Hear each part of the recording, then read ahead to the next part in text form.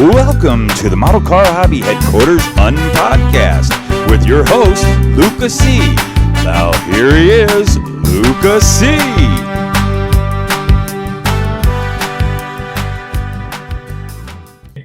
Well, hello, my fellow car modelers. How you doing today? I got a great guest I'm really happy to have on. We have right over here, Max from Max's Models. And the crowd goes, wow.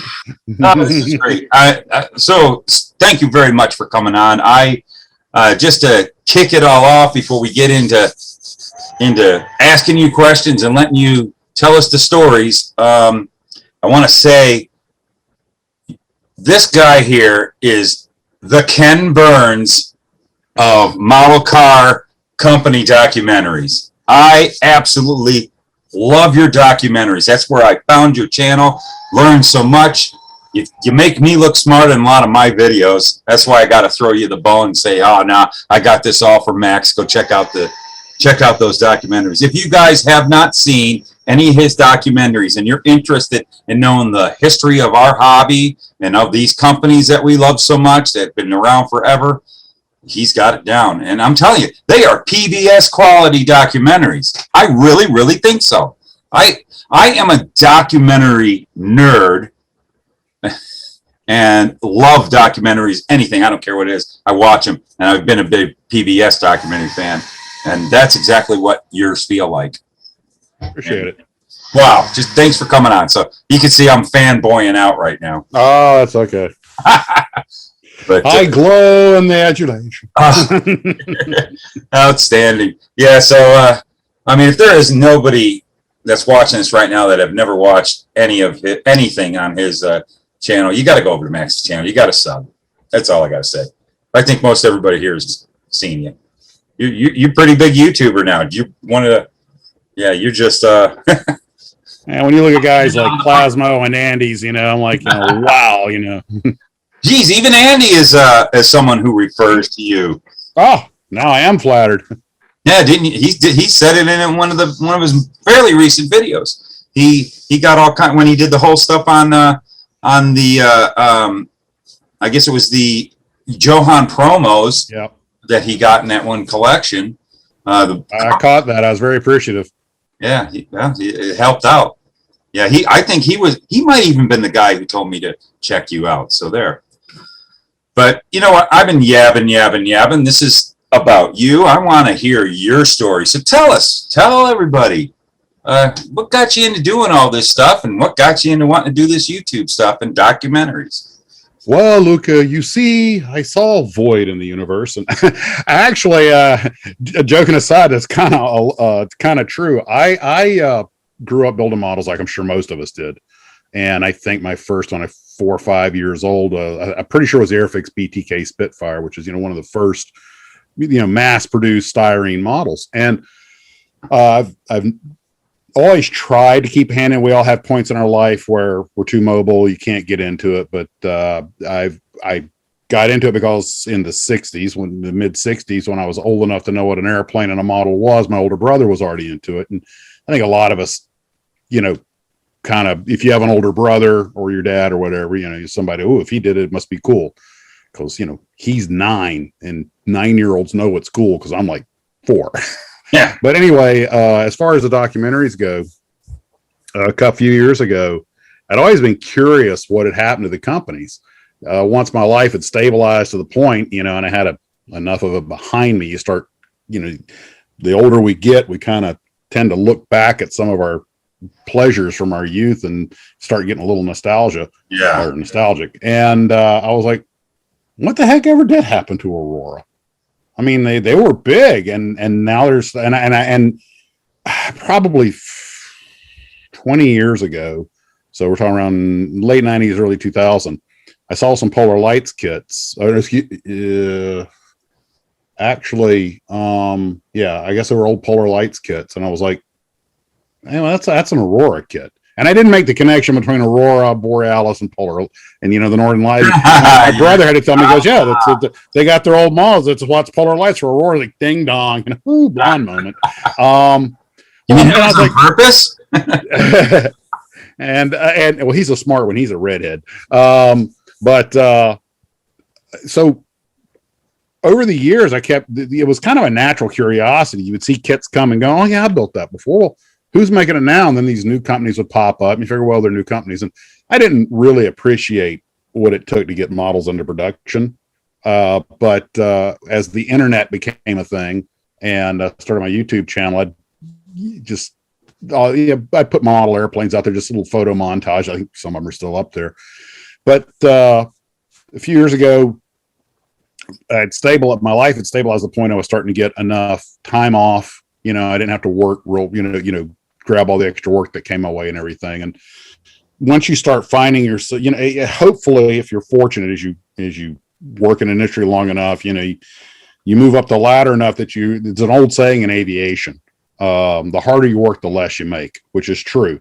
The hardest job I ever had was flight instructing. It was the lowest paid, and you take your life in your hands every time you give someone who's never flown a plane before the controls. Well, now I was on the other side of that equation. I had a stable schedule. I had a fair amount of time off, and you can sort of indulge your passions. So I decided to do some research, and I found a lot of inconsistencies in various places. Then I found Schiffer's books, Schiffer published the books by Thomas Graham. So I ordered all of his books on Ravel, Monogram, and Aurora. And that's when I put the first one of these histories together, which was the Ravel Aurora Monogram. I call it the RAM video, RAM for Ravel Aurora Monogram. I put the RAM video together, and it took a few months to parse out the information, get some verification on some things. I even tried to contact Graham himself. And I actually did get one or two emails back from him, but I mean, he's actually not that far away from me. He was here in Florida also, but he's a college professor. He's a busy guy. And so, but I put it all together, and I didn't have much in the way of equipment. So a lot of it were just downloaded images, pictures of pictures, things like that. But what I was concerned about was the content, make sure I had the story right, because one thing that some years before that, and it's still out on YouTube, I had done an 8-part documentary on the air operations of the Battle of Midway. And what prompted me to do it was almost a blow-by-blow of where everything went. I didn't really focus on the ships that much, but where all the, because I had considered myself a history buff. I'm like you, I love documentaries, and I've watched every documentary on all the major naval battles and air engagements. And the Second World, not surprisingly, the Second World War was kind of what I grew up building models of. So it was my prime focus, but I was interested in everything. Then I get this, I start reading. I'm like, wait a minute. What do you mean there were 4 B-26 Marauders at Midway and 15 B-17s? They're not in the movies. They're not in any of the documentaries. They're never mentioned. What's going on here? And I realized the battle was much bigger. When people have to put a documentary together, 55 minutes, they have to leave a lot out. And I wanted to make sure that, okay, I'm going to do this documentary. I'm going to include everything, every flight I can find about it. There was a Catalina that got shot down that no one, even the serious history buffs, don't know anything about. It was out on patrol, found some cruisers, and actually got shot down by some float planes. It was literally a biplane versus float plane battle. And it's almost completely, you never hear about it in the documentaries, because in this, they're staying on the carriers getting sunk. There were battles that were fought after the carriers are sunk. There were people that were killed, and it's just all this gets lost in the mix. And I felt I want to do something that will try to tell everybody everything that happened, as much as anything else, just to honor the people who made the sacrifice. I grew up in a society in the Deep South where military service is a big part of the culture. And I can remember in the 60s as a little kid, it was nothing uncommon about you being introduced to somebody. Your dad would go, Max, this is Mr. So-and-so. He flew Hellcats in the Marianas, or this is Mr. So-and-so.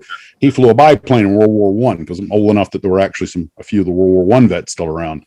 And we had, I think it was Mr. McGowan had flown a Salmson biplane out on the Eastern Front. My brother actually interviewed him and recorded it, but he can't find the tapes. So I've always had an interest in history. I think it was pretty well imbued in me, and it comes naturally. When I decided to do something on models, what was different was when I was doing something like the Battle of Midway video, that's all before my time. That's history that I wanted out there so people could learn something and pay respect. But this was is about me. This is what I did growing up. So I had firsthand information. And as the more I started learning about the companies, people like Abe Shikes and Joe Giamarino over at Aurora, or Besser and Reeder at Monogram, or Lou and Royal Glazer over in Venice. And now, speaking for myself, but I don't think this is going to be anything. I imagine a lot of people feel the same way. When I was a kid, and of course, we have to go back to the late 60s, early 70s. No internet, telephones with cords on them. No interstate highway system yet. The big family vacation that we all dread, where you spend 2 days in the car with your family, was on 2-lane highways, Yeah. And you could tell what kind of car it was coming down the road a quarter mile away, because a Buick and a Ford had completely different look to them. And so to me, Monogram models, and I read this out of the box, Morton Grove, Illinois. Okay. And as far as I'm concerned, Morton Grove, if it was Mecca. Okay. Because I loved Monogram. Revell in Venice, California might as well be on the moon. And Aurora up in West Hempstead, New York, being a Southern boy, as soon as I saw in New York, well, I'm not going there. And now the company I work for is based there. I'm there all the time. And but these places, to me, where they had that, they're like a magic Goofus dust. This is where the box of happiness comes from. This is might as well be the Keebler elves. Yeah. And everybody built models. I mean, even kids that I grew up with that really didn't have that much interest in it. I can remember one or two, they'd actually give me their models they get for Christmas, build this for me. So there were a couple that really weren't into it. Most of them did. And my best friend at the time, you went to his room and it looked like a shrine to Aurora. He had all the Aurora monster. He loved all the monster movies and everything. His room was just lined with, he couldn't build them fast enough. And kind of important thing to note was when you had a hardcore customer like that, the problem was he wasn't going to buy the same thing over again. So they had to keep making new stuff, which is kind of where the trouble lies. After a while, you run out of movie monsters to make. Yeah.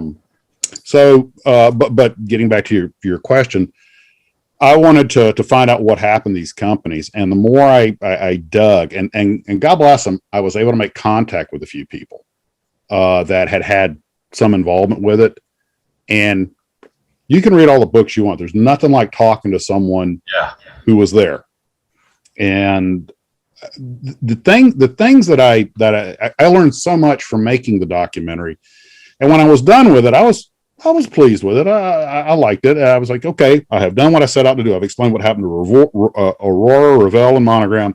I have paid, I think, an appropriate homage to the people who, to a certain extent, had a great influence on our childhood. And these companies couldn't have. One thing I learned is these companies could not have been more different from each other.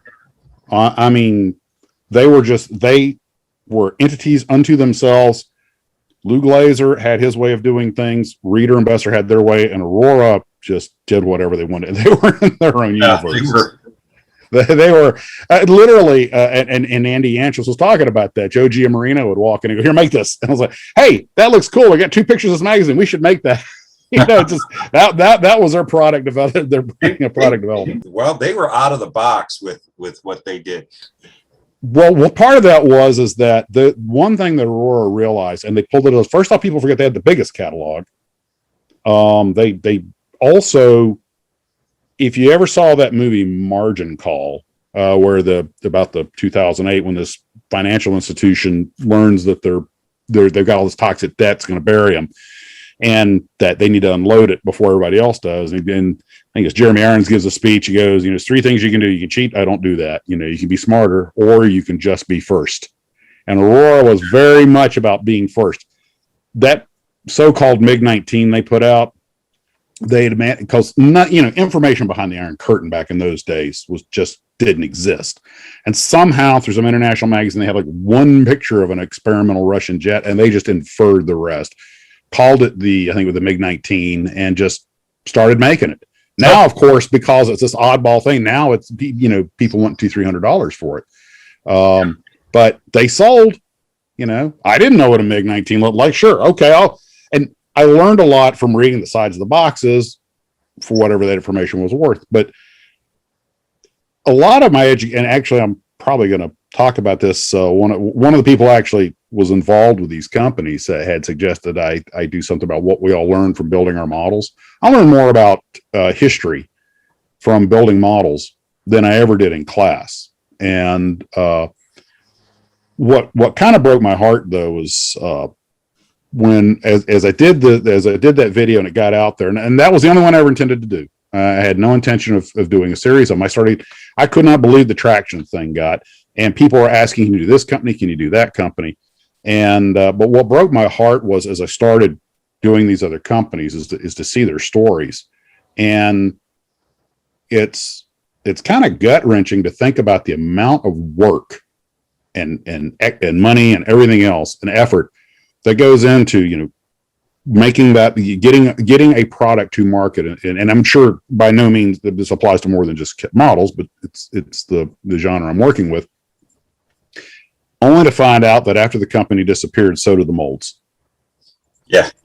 And you're like, you've got to be kidding me, because the mold, let's face the mold is the heart and soul of the kit model company. You could put crappy plastic in a good mold and get a good model. But a lot of and you start reading what happened to these companies, and it is almost the exact same story with every one of them. Take your pick. Started by people who love the industry, really cared about what they were doing. They either ran into money troubles or sadly just in case of like Lou Glazer in 72 just passed away from he had cancer. And Royal his wife was more than capable of running the company. She actually did a good job. She kept it going for another 11 years, but the world changed around us. And we all know the story about model building, and then they started losing the shelf space in stores and the retail. And it's good to see when you people like the guys over at Atlantis and Glencoe and Round 2 are still keeping alive, even improving the molds and stuff. But I got to have a couple of really good phone calls with Nick Argento over at Glencoe, and they were real eye openers. And he actually, just because he's been in the industry for 40 years, he knows a lot of numbers right off the top of his head. And we're literally, I'm not even being facetious or hyperbolic. Literally, we're making 10% of the models we were making only 30 years ago. They used to run shots 40, 50,000. Now they're running 3, 4,000. And there have been improvements in the technology, but it just kind of breaks your heart to think how many molds just disappeared. Johan's a classic example. I mean, that may be the worst one. It just breaks my heart to think about it. And people who were there were sending me their personal stories. Yeah. And, oh yeah, man, I went over there to buy a couple of these cars and they had them, sold them. But I mean, you had to be buzzed in and their armed guards at the Burger King across the street and there's barbed wire around the building and everybody's looking at what you want. I wanted to buy this, this, and this. And you put the cash. Okay. They disappear in the back room, come out with a kit and, okay, you got your models. Go, kid. And apparently the workers weren't that happy. And those beryllium copper inserts started disappearing in lunch boxes, or so goes this. And I've had a couple of people go, that's no story. They probably know people who did it. Mm-hmm. And although it's a dangerous metal to work with, it is a semi-precious metal. And apparently people felt they weren't getting their overtime pay or whatever. And then they were just putting the molds outside under basically a lean-to, the way it was described to me, just a wooden shack. And they rusted. Rust is the mortal enemy of a mold. Yeah, it's just there's no coming back. But but like I say, it's the same thing. You have people who love the industry who get into it, make it work, and then they get bought out by, and I don't mean this to sound derisive, but by money people who see the business simply as a series of assets. And they don't really understand the industry. Classic example was when Mattel bought Monogram. Monogram actually, Besser and Reeder by 69, 68, they saw what was coming. I mean, they knew we've peaked and they were so scared, even though they were a major powerhouse company, they were really afraid of getting bought out and having the company parsed out. So they figured if we can team up with a powerhouse company like Mattel, and they actually went out. Mattel didn't come in and just gobble them up. They went, it was a genuine synergy. But once Mattel was in charge, they tried. This is a hobbies and crafts business, not a toy business. Mm-hmm. And all new developmental models stopped. A whole bunch of the marketing, they fired all the Monogram marketing people, and you can just see where it went from there. about a year later, they went back to him and said, okay, you were right. You can have the marketing back, and things picked up. And then Mattel ran into trouble with the Hot Wheels of cooking the books on that. Ruth and Elliot Handler went after, they were indicted and actually I think convicted by the SEC, Securities and Exchange Commission, for fraud. And Monogram had nothing to do with that, but just by the fact they were now a subsidiary, they got caught up in the mix. And that's a whole story in its own right. Yeah. But don't ever buy. I've been told by several people, don't ever buy the. Oh, she was just a sweet little old lady who got caught up in the mix. And one guy told me they didn't call her Ruth the Ruthless for nothing. Oh, geez. But you see that in our beloved industry, there's still all the same politics and shenanigans and money, corporate. It's the same everywhere. But one thing about John Hanley that has got to be noted was that John Hanley actually, long before he started Johan, he was a world-class airplane model builder. And he loved aviation, but because he was an extremely talented guy. My understanding is he carved a lot of the patterns himself. Oh, really? So all that beautiful detail in your Johan kits, a lot of that probably came from the hands of John Hanley personally.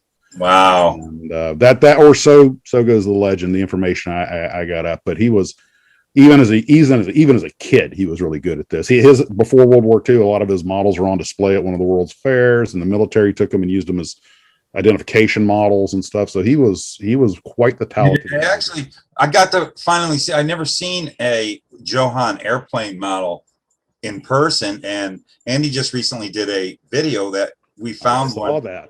Yeah, and it was in such nice condition. And I was shocked that it was so pristine. I mean, that's it, and that thing is, that's a museum piece. There were 5 that he did himself. That one of that Messerschmitt he's got that can be one of 2 models. I believe it was that a Corsair Thunderbolt and ME262. I forget the other one offhand. He was in the process of doing, I believe it was a P40 when things went south. Some of the other kits that say Johan Intech were not actually Johan kits. They were just being marketed through them. So but those he did them. Those were what Andy showed as a genuine John Hanley Johan kit. And it looked really good too. I know it was just incredibly great condition. I knew they were out there, but I had never seen one, and to finally see one and it was in that great a condition. There's always been, like, in the car where I stand with the car guys, there's such a fond love for Johan with the car guys, especially guys who've been doing it for a long time and remember the Johan stuff. And it's kind of a it was such interesting subjects that Johan would always do. They were kind of ahead of their time. Their models had the best detail and had, a lot of the, were pretty accurate for the car guys. And John Hanley was very, very particular about that. You could tell it was done. And even today, I mean, I really enjoy a nice Johan model car, and we'll build one. And it's sad what ended up happening. Too bad. Just total, whatever. Lawsuit with XL and Seville and all that got real ugly.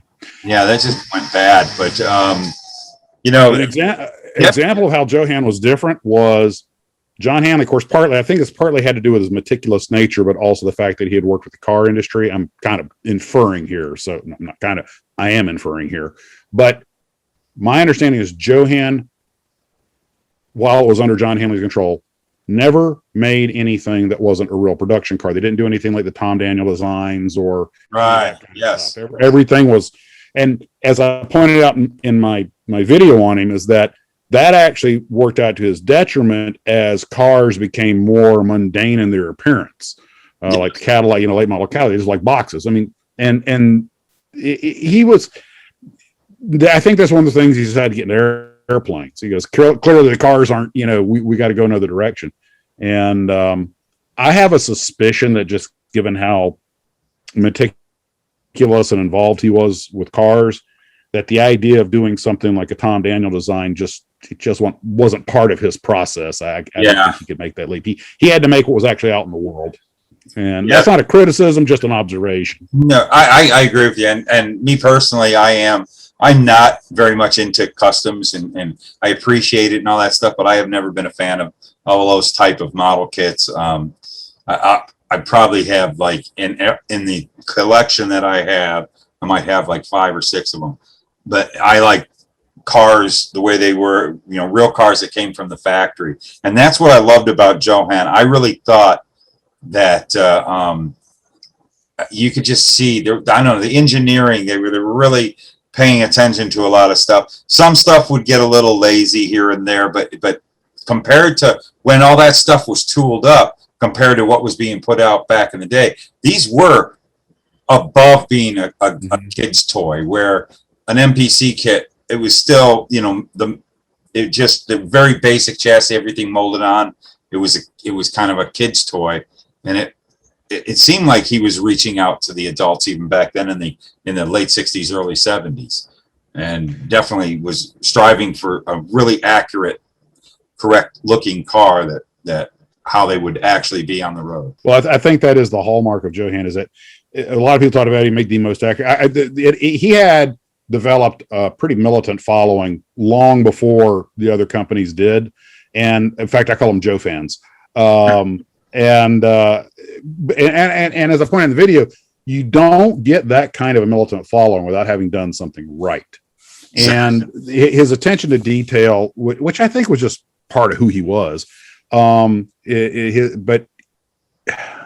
again, this is an inference on my part, but from the data I can collect, it appears that John, really brilliant guy, and he really focused on the details, but he was running the company himself. I mean, he had employees that did all kinds of stuff. He wasn't out there on the line. He had, but one of the reasons Monogram, I think, worked so well is you had Besser, who was running the books and the management of the company, and Reeder, who was out there making sure, kind of dealing with the daily operation of the plants, the designs of the models and things like that. Not that they didn't get together. They worked very well together, but they had different strengths. And Besser was more the, businessman, while Reeder was more the production guy. Hanley had to do all that himself. And I think he focused so much on the detail of the car. What he needed was a reliable business partner. Some people have claimed he could be difficult to work with. No shock when you're dealing with somebody that is that artistic and that capable. Yes, basically genius. Exactly. And I believe humbly, with nothing to back this up other than my own opinion, that if John Hanley had a good business partner to handle the business end, that company would probably still be cranking out kits today. Wow. They certainly had the fan base. They were the 4th largest model car maker at one point. Yeah. And in fact, they may have been the 4th largest plastic model company at one point. But the MPC and AMT, for example, one of the things that they had go for, and later helped out Limber was George Toteff. And the George Toteff was a guy who was excellent at running the production and the business end. But you look at the cars, and he was a car guy. I mean, he owned, he and I think it was Daryl Branster. I think they co-owned and had built Color Me Gone and a few others. I may get my history a little mixed up there. Point I'm getting at is like Hanley, they were car guys. I mean, that's another thing. Hanley was a car guy. They were car guys. So you in that regard, you have guys who are in their wheelhouse, who love what they're doing, but Toteff was just not as hands-on from what I can gather. He was not as hands-on on what was being done on the shop floor, or as far as the design went. He had a standard that once it was met, that was adequate. But Hanley, everything just had to be perfect. And that kind of took him away from dealing with the business side of things. Yeah. And my understanding is that after he passed, I want to say Hanley passed in 79. No, it had to be later than that. I think he was 79 years old. I'm sorry. But the point I'm getting at is that when he did sell everything off, you had Seville and XL. They were, there were lawsuits because it turned out a lot of stuff was missing. The place was in much worse shape. I mean, the factory was just run down and in poor repair, old machines, small plantons. I've actually seen a few photos from one of their former employees that pasted them online and sent me a little information. You're like, wow, I hate to use this phrase, and I know the Joe fans are going to kill me for this, but it had gotten pretty rinky dink. I mean, whereas you went over to Lindbergh or MPC and you had, genuinely this nice modern professional operation, and or Monogram. Monogram was probably the poster boy for how to do it. Yeah, they were the so, and then when he sold out Seville, I think those guys, once they got into it, they realized things were way worse off than they thought. And then, of course, Okie Spaulding ends up getting the stuff and all the legends that have come out of that. Yeah. But, they tried, and I understand that the molds are pretty much too far gone now to ever be sold. Most of them are just have lost to the ages, which is a crime in its own right. Oh, the Johan models are around big enough numbers that with modern 3D scanning and everything, of course you have to admit AMT and MPC and the others, their models have come a long way. And Tamiya, wow. Well, yeah, that's a different level. That's a different level. Johan was a Tamiya of its day. Yeah, it was. Well, exactly, it was. And and then your Tamiya documentary, which I reference heavy on one of my videos. That was an outstanding video. I learned so much, and how it talked about how kind of Mr. Tamiya knew that he was making the best product, and that was why the prices were so high back in the day. Yep. And he wasn't shy about it. Yeah, it was like, hey, we're the best. Which I had a friend of mine. I had an uncle that was a businessman that had, a very successful furniture business. He did the upholstery, and it was in Connecticut, where a lot of very wealthy people went to him. And when he first got started, he did not do things for cheap. He says, "I'm the best. You're going to pay for it." Mm-hmm. And they would go, "Well, I'm going to go over there." And then they would come back with their couch, and they would say, "Can you fix this? This guy was terrible." He says, "Well, it's now going to cost this because now I got to rework that guy's work." And they would be, "Okay, just do it." What he said was, always, just be the best and don't sell yourself short. Mm-hmm. And that's what Tamiya, and they rightfully deserved it, because like the old thing, you throw some glue and paint in a box and shake it up, and you got yourself a built kit. Well, Mr. Tamiya also had the advantage that it was his company. This is the way he did things. And they started off making wooden models.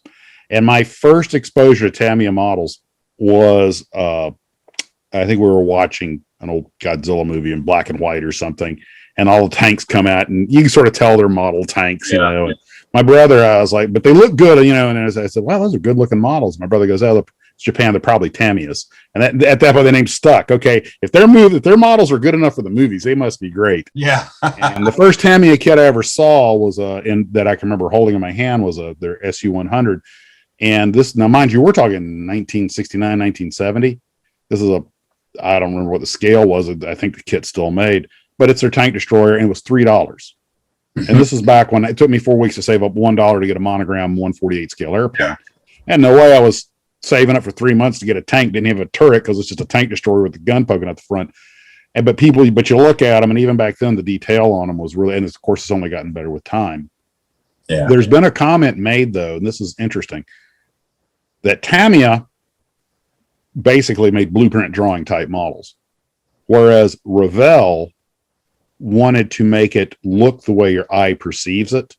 So Revell took certain liberties with the shaping of certain models and certain scales, so that when you held it and looked at it, it looked like the real thing. These are very subtle differences, but they matter. As Mike Mashat can, he talks about the cheats artists doing box art and everything. Yeah. It's amazing what the eye can pick up on and what the eye will miss.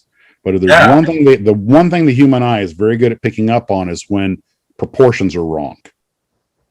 And most of us, this is why model builders will go, "Wait, that ain't right," Yeah. And it gives you an idea how hard it is to make a mold or even a box art that's really accurate. And Tamiya, though, people go, "Well, I know it's made right, but it looks wrong." That's because you're seeing it in miniature. If you saw a bigger one, it would proportionally look a little, perspective wise, it'd be a little different. Yeah, exactly. Yeah. And, it's the perspective of it when things are shrunk down. Mm-hmm. And but the personally, and again, I'll probably get some darts for this, but okay, I'll bring it on. I built more cars since I started this channel than I've probably built my whole life, because I was mostly a military and aircraft builder, but I've started building a lot of cars now, and that Revell fleet side pickup truck, I have not one bad thing to say about it. Really? I was very impressed, and I like the fact they had the big decals for the bed of the truck and everything. Which one is this? This is the Revell. I think it's a '66 fleet side pickup. Oh, okay. Yes. Everything fit like a glove. I was amazed how well that kit went together. So then I built some of the older, like those Night Riders, those 2 Night Riders I did with, and I'm sorry. See you sand in there, getting all the flash off and sand and everything. I'm very sorry. And I was like, my God, I'm fighting. I'm like, Kit, the car I can understand, but come on, Kit, you're supposed to be my friend. And but I really did enjoy doing that diorama, which is still in the Tarbis. But you could definitely see the evolution. That Polera that I did that was sent to me was another one that was Lindbergh. Yes. When I first saw Lindbergh, I went, oh God, Lindbergh, but they went together great. But that was after George Todef had taken over Lindbergh and made them clean up their act. Yes, and so you really, when you say Lindbergh, okay, what year? Yeah, exactly. I remember when the name popped back up, and I was, I'm not interested. And I roll. All of a sudden, wow, that some of the basically the round 2 time period of Lindbergh, this new tooling they did were great, like that Polera, the '66 Chevelle. Yeah, they definitely stepped it up a bit. When we do that group build on cars, which I think is going to be next year, somewhere I have a list of what we're going to be doing, but I have 2 cars I'm actually going to build. I'm going to do that Tamiya Caterham. Oh, yeah. I've watched some build videos on that, and that goes together as much with screws as with glue, because you can convert it to an RC, but it is, by all accounts, just a truly magnificent kit. Yeah. But I have that Johan, I think it's a 31 Cadillac, I believe. Oh, boy. And that was also, of course, gifted to me. And that'll actually, I think, be my first Johan kit. So I'll probably do sort of a build video on it. My expectations are pretty high because of the reputation Johan has. And that model was made at the peak of their quality. Oh, yeah. That's got to be like mid-60s or early mid-60s. And that's when they hit their stride. Yeah. But the documentary series on all these kit companies getting harder and harder to do, because companies like Tamiya, Hasegawa, Aoshima, they still have websites. They have big dedicated fan websites. You just read and there's bits and pieces here and there you're able to put together. But now we've kind of I've done most of the major companies, and we're kind of getting to the smaller kind of kit. I'm trying to do this thing on Max, Peerless Max, and Schreiber Max, but I've got about 4 paragraphs of information and some stuff off of Scalemates. It's getting harder and harder to find information. I've had requests for Panda of New Zealand, which is not the current Panda. That's a company that existed a long time ago. Even doing the Advent, which was really just Revell big box store stuff. But it's getting harder and harder to put those together now, because it's just you're getting to smaller companies that aren't as well documented. And the stuff out of Eastern Europe, I mean, literally one company got hit by mortar rounds. The old frog molds that went to Silverchair and went over to Novo. Oh, yeah, and they kept changing hands, and they would put them, and then they wound up one of these war-torn countries, and literally the factory was getting hit by mortars. And supposedly some of the molds are still over there in a no man's land. Holy cow. That's last I heard. It's probably outdated information, but you're just like, wow. Yeah. And I'll tell you one thing. I think the first documentary of yours that I watched, because I've had this fascination with them, was Aurora. Mm-hmm. Because of the infamous train wreck. And on the car end of it, there was this series of kits. I mean, there's all this other Aurora, but there's these particular kits that are like the holy grails of our end of plastic kit hobby. Were their drag racing series, which they did. Basically, it was a modular thing. You bought the kit for the chassis of the funny car, you bought the particular body kit, you bought you had a choice of 2 engines, 2 bodies, and you got all these different kits to build one model. And of course it was a large scale, and they were amazing, absolutely amazing. Like the engines, the pistons went up and down, the clutch detail, the detail was amazing. And when you got it together, if you built it right, you could crank the engine around and everything would move. And so it's always been one of those, everybody goes woo about those. And whenever they're at a swap meet, if you're lucky enough to all of a sudden see one there, of course, they're always gigantic money. Oh yeah. They were molds that were on that train that got decimated. And it's that story about that train wreck because of those kits. I mean, I heard it back in the 80s when I started getting very heavy into the hobby.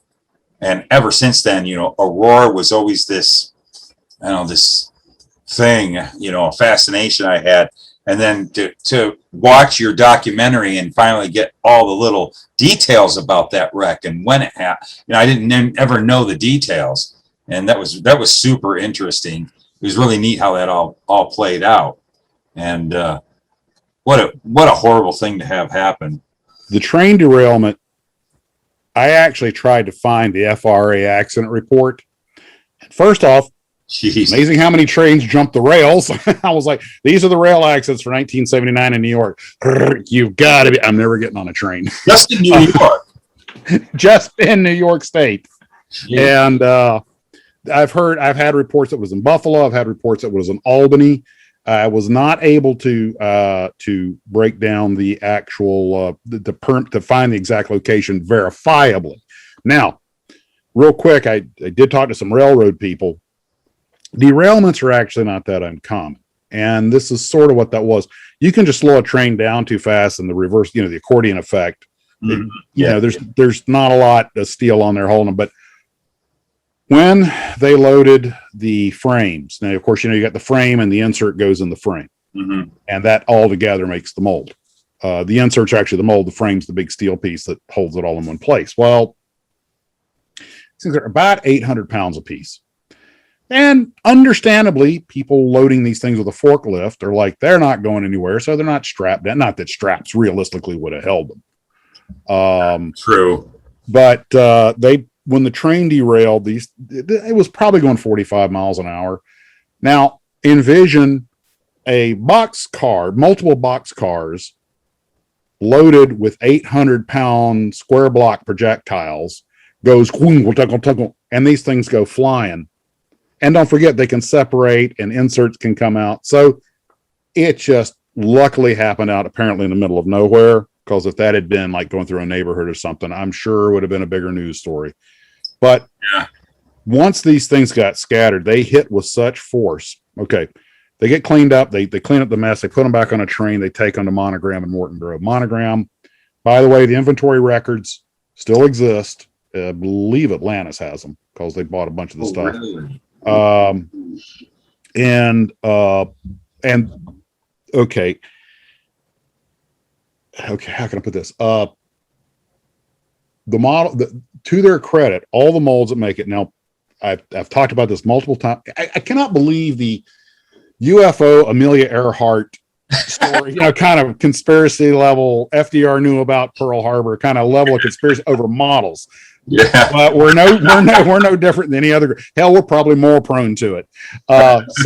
So I have heard so many stories. What really happened was, and I got to give people credit. If nothing else, their fertile imaginations. I'm like, they were out there. They were waiting with pickup trucks, and that thing was happening on purpose. And they scooped up the ones they wanted. And I'm like, yeah, because they had a forklift they could drive through a muddy field. I don't think they fathom the size of these. Yeah. Go pick one of those up. So anyway, because I guarantee you a couple of people clean up the mess, found a few of them that had buried themselves in the mud. They tried to pick them. Screw that. Put the mud over them. That's a farmer's tractor is going to find one someday. Yeah, and I was going to say, if you were ever to find the location of the derailment, there'd be a whole bunch of model builders out there. Out there, model metal detectors. I got a live one. I remember one guy going, well, it's a big secret, but Monogram really just bought those things to keep them off of out of, and it's like, you mean here in this newsletter where Monogram says they're buying these to keep anyone else from getting them? Big secret there. The Monogram never made any bones about it. They bought the Aurora molds for a pretty fire sale price. I forget how much it was, but by doing that, they eliminated not only a major competitor, but any possible that major competitor coming back. Yeah. Okay? Now, Monogram had a plan. They were going there. It was basically a 4-tier triage. They had some molds, mostly World War I aircraft they were interested in.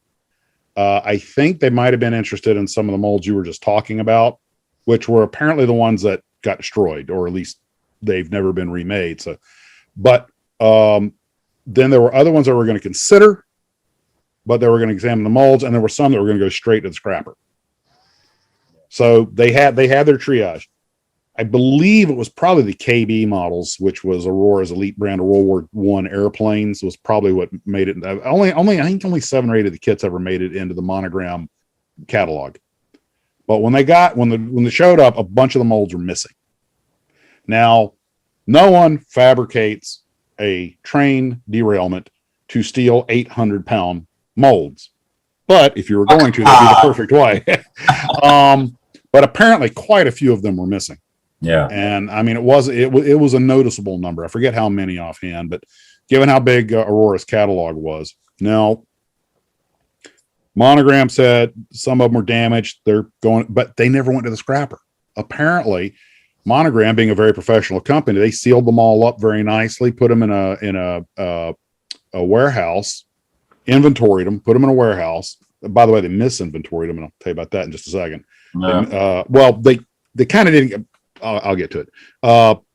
So they stay in that warehouse. Now, Monogram changes hands like 7 times, but for the most part, no matter who owned them all over the world, the molds stayed put in Morton Grove. Ownership changed. Now, some of the molds did get out, but most of the Aurora molds just sat in the corner in a climate-controlled building, perfectly wrapped up. Now, I don't know the details, but there's some kind of turf war between Revell and Revell Germany. Apparently, there are issues, and I understand. I thought about doing a video on this, and I think I touched on it in one video, but I can't get modern verification. As I understand it, Revell of Germany actually has their molds in Poland where they're shot. Revell of Germany is really more of the, distributor and business end. Revell USA actually has the old Revell mold, a lot of the old Monogram molds, actually most of them are old Monogram kits, and they're in China. The molds are in China, and that's where they're getting shot. Okay, so my understanding is that Revell's actually of USA is actually a small company here in the US that is more the business end of things, and their catalog is not getting any bigger. Well, okay. Revell Germany, I think it was Revell Germany, man. You do some of these things, it starts to get furry. But the point is that they decided they're going to sell off all the old Monogram molds, all the stuff they're not using for cash. Lot purchase. Okay, no, I'll take this, I'll take that, all or none. Well, round 2 got it. Okay. Oh, really? I do know that the other companies were interested, but round 2 is kind of a powerhouse right now. Companies like Tamiya weren't the least bit interested in it, and they're totally in-house. They have everything in-house. That's my understanding. By the way, if you ever go to that city in Japan, like 5 of the major Japanese model manufacturing companies are all in one city. Yeah. So as long as it's not Tokyo, they're Godzilla safe. So when round 2 cherry picks the molds at once and gets what it wants, it offers the rest of the stuff again a lot purchase. Well, I knew about this already, but I was kind of sworn to secrecy, but now it's already gotten out on the internet. Atlantis is able to pick up those molds. So it was a treasure trove for Atlantis, which is one of the reasons you're seeing a lot more models get out there. They cracked those molds open, and they were finding most of the stuff was what it was supposed to be, and they got a lot of all of this documentation with it. And if anybody has the time, wants to go through all the records, they can probably piece together what actually happened, what's missing, what's not. But what happened next was that they found some of the damaged molds they got and they said in one of them, and we're talking about 800-pound steel block, the entire corner was just sheared off the thing. I mean, think about what the force it takes to shear off a corner of a steel block. Yeah. So I'm like, woo. And one kit that I'd always wanted as a kid, my brother had it was originally Comet, and then it was Aurora. Was the little Aero Commander civilian airplane, just a dinky kit, and 9 parts, I think.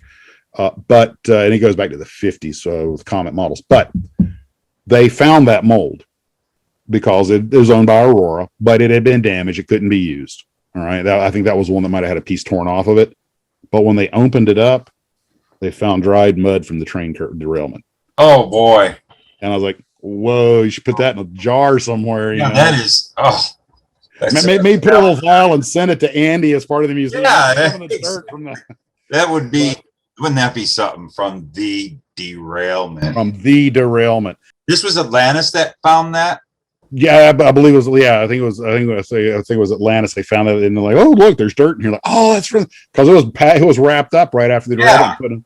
But apparently a lot of the molds are still, they need work, servicing, polishing and stuff, but apparently they're still usable. They have recut some of their own molds and everything, but that's a pretty expensive process. But they have a lot of you go to their website, they've got pictures of them. Oh yeah. And that's one thing I love about those guys is, they put their history up there. They were the easiest company to do the bio on because it was pretty much written right there.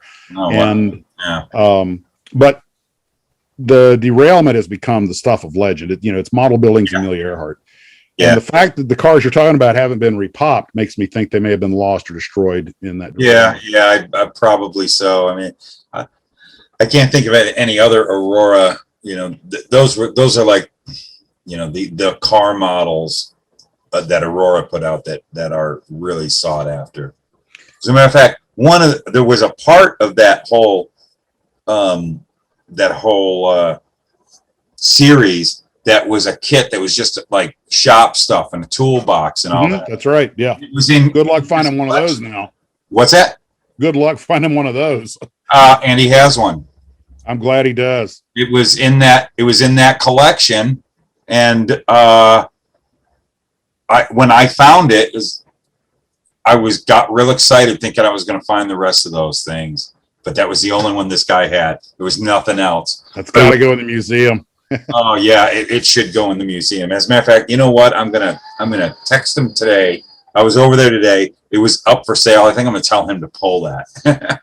I mean, you're never going to replace it. That's true. And he has actually had some of those kits, like probably like within the year, he bought a collection from somebody and he had a couple of the engines and a couple other things. Yeah, I hadn't thought about it. He should probably, nobody's really interested in buying that, but everybody sees it and go, wait a second.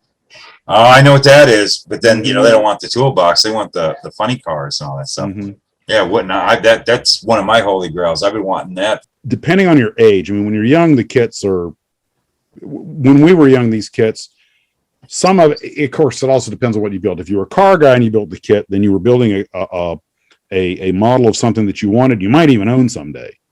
If you're like me and you're building tanks and planes, you're building something that because of your love of history. Yeah. But no matter what you're building, you're learning from it. And but now that we're getting older, these kits represent something entirely different to us. It's a way to touch our youth again, and get just even for a moment that little innocent, that nostalgic buzz of just I remember having and just for a moment you're back there. I've mentioned this before. I mean, there's a lot of kits that I've bought strictly to put on the shelf. I never plan on building because there's better ones today of whatever it is. But I buy these kits particularly because of the stimulation I get from looking at the box art, because it reminds me, it takes you back to, when you were building as a kid or when you first, like the 80s is a really important time for me. That's when I really got heavy into it. And I would go to this one hobby shop that still exists. It was my favorite hobby shop that was down the street from the house I lived in at the time. And I would stand in the cars section and just look at all the box art. And I had such a hard time picking what I want. And I would go, I want those. But, I'm just going to get this. Now, all those kits that really stimulated me there that those days, if I get a chance to buy them, I like them just to be on the shelf, whether I want to do that. And I'm getting photobombed. You're being attacked from behind. I was waiting for the moment this That's my partner. Oh, the destroyer of model cars. He's really good with the cars. He say hi to everyone, Felix. Hi, Felix. Felix is not impressed. He has a ball with cars. He loves the cars. I gave him some junky little built-ups, and he played with them till they were destroyed, and then we moved into die-cast cars. And then in this collection, Andy was letting me bring home some die-cast cars for him, so they're strewn about the house. You gotta watch where you walk.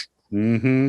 He's having a ball with them. He loves cars with opening doors. He can sit there and open the doors and the trunks all day long. How many model tanks just sit there and open the hatch? That's why I love the Renwall kits. Open the hatch, close the hatch, open the hatch, close the hatch.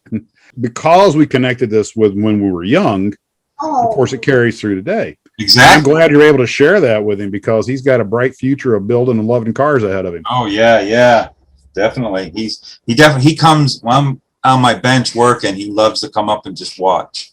Oh, whatever Daddy's doing, sure. It's interesting. Yeah, exactly. And can you imagine growing up in the Tom Daniel household? Oh my goodness! Yeah. I have never spoken to TD, but I have emailed with him. Oh, really? But when because I wanted his permission to put the bio together, because the one thing about the Monogram video, and it was a conscious decision, partly just for runtime. I read the whole chapter on the Tom Daniel years, and I was like, that's a video in its own self, so I didn't include it. And I should have at least mentioned it. That was my one regret in that video. But then I kind of made amends for that by doing TD's bio. And the one thing about Tom, and this is a very important difference between a lot of the stuff, like you had Aurora, I think it was putting out stuff like Godzilla's Go-Kart and King Kong's Thronester and that stuff. And a lot of you had the weirdos from Hawk and the yeah. But those were cartoon and fantasy. Everything TD designed was something that could be a working car, and several of them have been built. They ended up getting built after the fact, and that's the part that's to me is amazing. Yeah, I find that really cool. That's when and some of the show rods that ended up getting built later on from the model kits, I think are fascinating. Well, here's a little trivia for you. Two of his cars that were later made kits that were built for real, a lot of people don't know are Tom Daniel designs because he didn't get any credit for it, were the Munster Coach and Dragula. Yeah. Yes. And he Barris paid him. He designed them, bid up the drawings, gave them to Barris. Barris went and had them made in his shop, and everything, but he never gave TD any credit for the original concept. Yeah. And TD, to his credit, he's like, well, it was a job. He paid me. He bought it. It's his. He can do what he wants with it. Exactly. I had heard about that. Yeah. And true. I try to spread the word on that because there are other things that TD designed. I think it was the car builder Dean Jeffries, I think, who was a little more upfront. I believe, if I remember the comment he wrote one time was something to the effect of George doesn't know a hammer from a screwdriver. I mean, it was his money, and he put the talent together, but he was never in the shop pounding aluminum or anything. Yeah, exactly. I've gotten to speak with a couple of people who've known him pretty well, and to say Barris is colorful is to undersell it. Yeah. I won't go any further with that but he was legendary in many ways. But guys like Cushenberry and Dick Dean and Jeffries and these others, were the real metal benders. My favorite. Okay, I'm going to ask you, but I'm going to tell you mine first. Of all the movie cars, the one I wanted as a kid, my favorite was the Monkeys Mobile. I just love GTOs. Yeah. So what would you say of the Hollywood cars? If you said, okay, you can have a replica of some you could drive, Yeah. But what do you think? Kit. Knight Rider. Oh, okay. I had a black Trans Am back in the day when the show was on. I watched the show because I had a black Trans Am.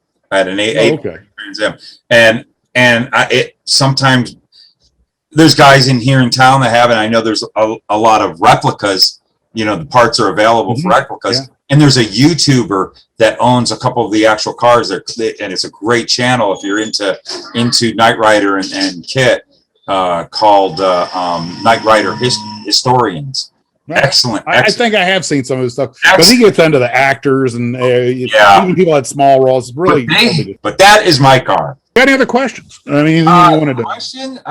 What was the first model you ever got? Me, it was Well, what got you interested in doing models to get that first model, that miniatures or anything? I know exactly. It was because my older brother built models, and I was always fascinated by them. I'd seen build a model, and I can remember when I was about 3 years old, seeing him build. We were down at a place called Indian Rocks, Florida, which is on the Gulf Coast beach in Florida, south of Tampa, and he had brought an Aurora Beach 18.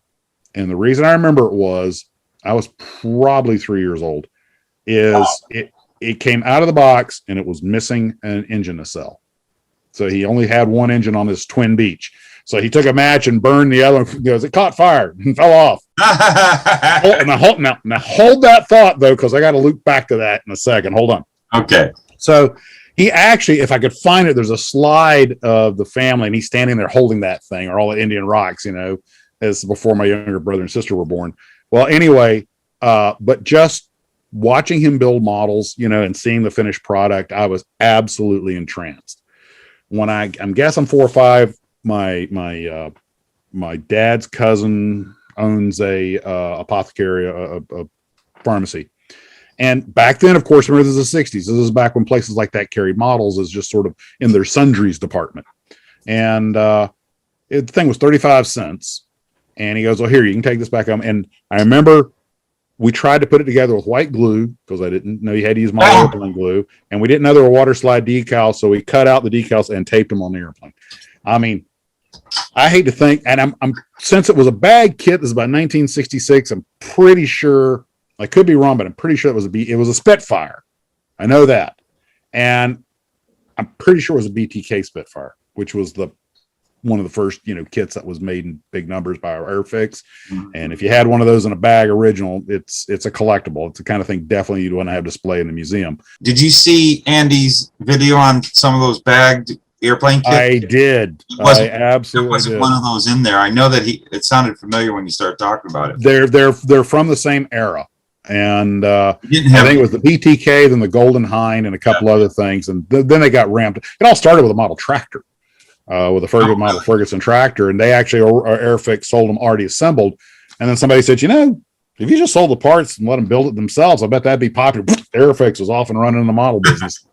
But to loop back, the one thing I want to tell you was that about 20 years ago, it wasn't a Beach 18, it was a DC-3. But over Marianna, Florida, hey, DC-3 flying freight, and I know the company, and I know some of the people that work there. An engine caught fire, and it burned off and fell off. Oh, gosh. They landed the plane. Yeah. They brought the plane back, and there was a photo in the newspaper. This airplane, one engine, and a firewall on the other side. And I was like, the first thing that went in my head was, "Hey, Billy, listen, you just like that Model Beach 18 you built at Indian Rocks." He was pretty accurate on that one, huh? That's making do. And what do you call that? That's life imitating art. Yeah. I think of Billy Mummy's character in the Twilight Zone. Maybe he made it happen. Oh gosh, that's right. Well, wow! Thanks a lot for coming on. My pleasure. What a bunch of great information, interesting history, just like your documentaries. Again, big fan, love them. I still have more to watch, and now you have it on the internet where it will live forever. Stay there forever. We'll see. Till the sun turns into a red giant. But I tell you, I gotta say, everybody, if you have not found Max's models on YouTube, you gotta go there. Give him a sub if you start watching these, and you will start watching these if you have an interest in this. If you've made it all the way through this Unpodcast, you are going to really like those documentaries. They are very well done. I enjoy them a lot. So, Max, thank you so much for coming on. And I think I pre-warned you this. I asked something of all my guests to do the sign-off, my sign-off. You know how to do it? Well, folks, I hope you've enjoyed being here on the Lucas E channel. And if you haven't, well, that's just your loss. Oh, okay. We'll take that one. Thank you so much. And we will see you guys in the next video. Here's my producers.